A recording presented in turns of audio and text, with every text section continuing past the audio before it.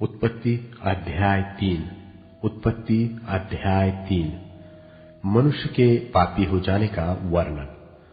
यहोवा परमेश्वर ने जितने बनेल पशु बनाए थे उन सब में सर्प धूर्त था, और उसने स्त्री से कहा, क्या सच है कि परमेश्वर ने कहा कि तुम इस वाटिका के किसी वृक्ष का फल न खाना?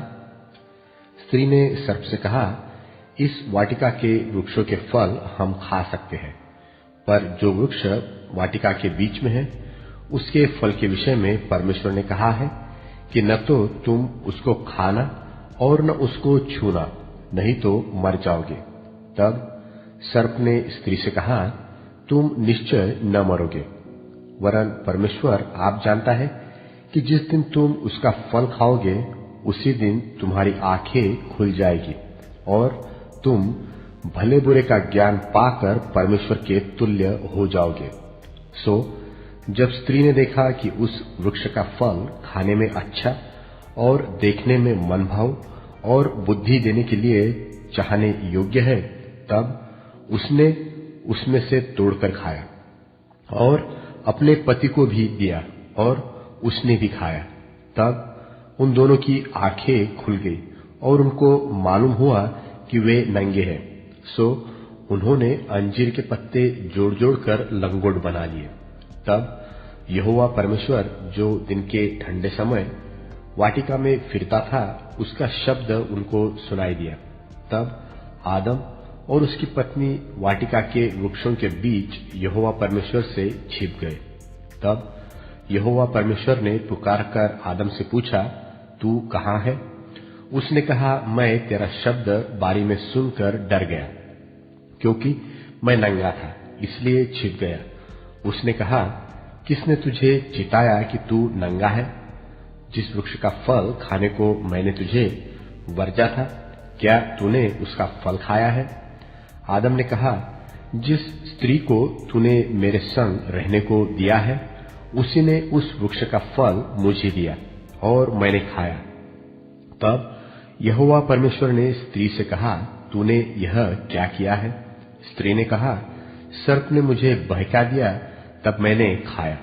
तब यहोवा परमेश्वर ने सर्प से कहा, तूने जो किया यह किया है इसलिए तू सब घरेलू पशुओं और सब बनेल पशुओं से अधिक शापित है। तू पेट के बल चला करेगा और जीवन भर मिट्टी चाटता रहेगा।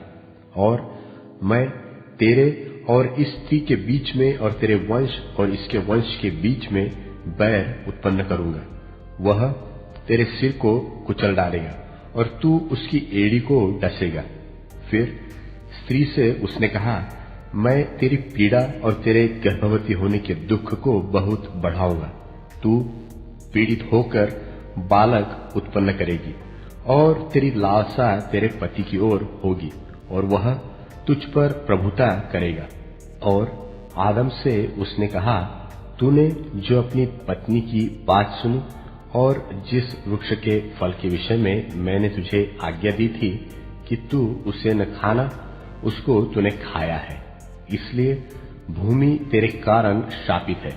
तू उसकी उपज जीवन भर दुख के साथ खाया करेगा और वह तेरे लिए कांटे और ऊंट कटारे उगाएगी और तू खेत की उपज खाएगा और अपने माथे के पसीने की रोटी खाया करेगा और अंत में मिट्टी में मिल जाएगा, क्योंकि तू उसी में से निकाला गया है। तू मिट्टी तो है और मिट्टी ही में फिर मिल जाएगा। और आदम ने अपनी पत्नी का नाम हव्वा रखा, क्योंकि जितने मनुष्य जीवित है उन सबकी आदि माता वही हुई। और यहोवा परमेश्वर ने आदम और उसकी पत्नी के लिए चमड़े के अंगरखे बनवाकर उनको पहना दिए। फिर यहोवा परमेश्वर ने कहा, मनुष्य भले बुरे का ज्ञान पाकर हम में से एक के समान हो गया है, इसलिए अब ऐसा न हो कि वह हाथ बढ़ाकर जीवन के वृक्ष का फल भी तोड़ के खा ले और सदा जीवित रहे। तब यहोवा परमेश्वर ने उसको आदम की वाटिका में से निकाल दिया कि वह उस भूमि पर खेती करे जिसमें से वह बनाया गया था। इसलिए आदम को उसने निकाल दिया और जीवन के वृक्ष के मार्ग का पहरा देने के लिए अदन की वाटिका में पूर्व की ओर करूबों और चारों ओर घूमने वाली ज्वालामय तलवार को भी नियुक्त कर दिया।